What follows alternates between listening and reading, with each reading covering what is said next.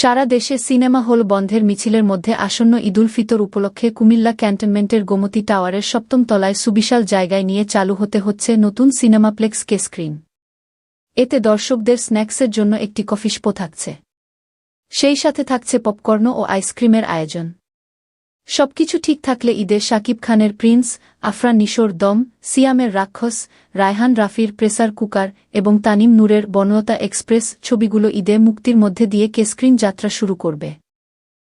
এছাড়াও গুণী চলচ্চিত্রকার, অভিনয়শিল্পী কিংবা কলাকুশলীকে উৎসর্গ করে তাদের সেরা কাজগুলোর প্রদর্শনীও চলবে এখানে।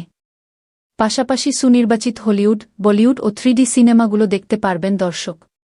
জানা গেছে 4K সিলভার স্ক্রিনের থিয়েটারের নতুন এই সিনেপ্লেক্সে থাকছে 5.1 Dolby digital audio system, 3D cinema দেখার ব্যবস্থা। সুস্থ ধারার চলচ্চিত্র ও রুচিশীল নতুন দর্শকদের কথা স্মরণ রেখে হলটি তৈরি করা হয়েছে বলে জানালেন থিয়েটারটির সিইও চিত্রনাট্যকার আব্দুল্লাহ জহির বাবু। তিনি বলেন, দর্শক বর্তমান সময়ে গতানুগতিক হলগুলোতে নিরাপত্তা ও পরিবেশজনিত কারণে ছবি দেখতে আগ্রহ পান না। তাদের রুচি ও চাহিদার কথা মাথায় রেখেই কেস্ক্রিন যাত্রা করছে। গোমতী টাওয়ারস্থ কেস্ক্রিনে সিনেপ্লেক্স এ থাকছে দুটো সিনেপ্লেক্স, যার ধারণ ক্ষমতা একটির 225 ও আরেকটির 195।